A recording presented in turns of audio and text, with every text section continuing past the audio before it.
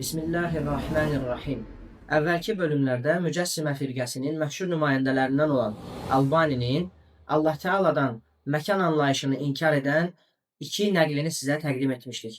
İndi isə həmin fikirlərə zidd olan digər görüşləri sizə təqdim edirik.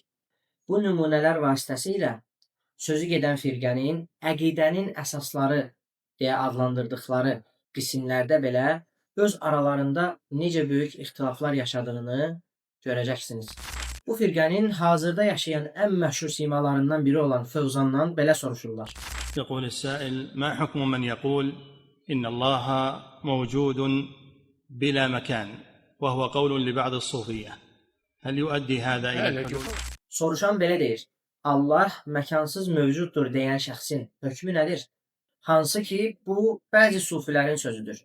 Bu söz uluvu, ucalığı inkar etməyə apararmı? Cavab olarak ise Fevzan böyle değil.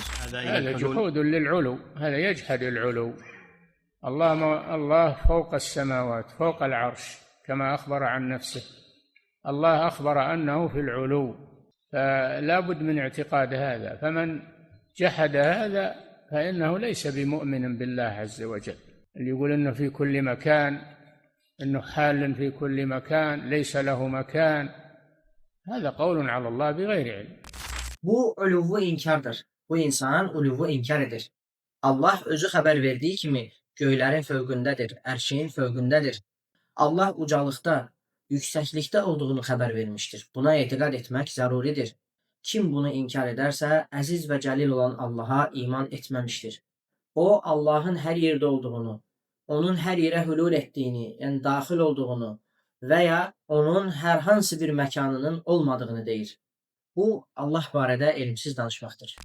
Fövzanın qeyd etdiyi məqama diqqət yetirin. O deyir ki, Allahın məkansız mövcud olduğunu demək, onun uluv, uca olması sifətini inkar etməkdir. Çünki Fövzanın etiqadına görə Allahın uluv sifəti haşa onun bir məkanda olmasına dəlalət edir. Albani isə bunu qəti şəkildə inkar edərək bildirmişdi ki, uluv sifəti əsla bu mənaya gələ bilməz. Çünki Quranda, sünnədə və sələfin sözlərində bu barədə heç bir məlumat varid olmamışdır. Həmçinin Albaniyə görə Fövzan cahildir.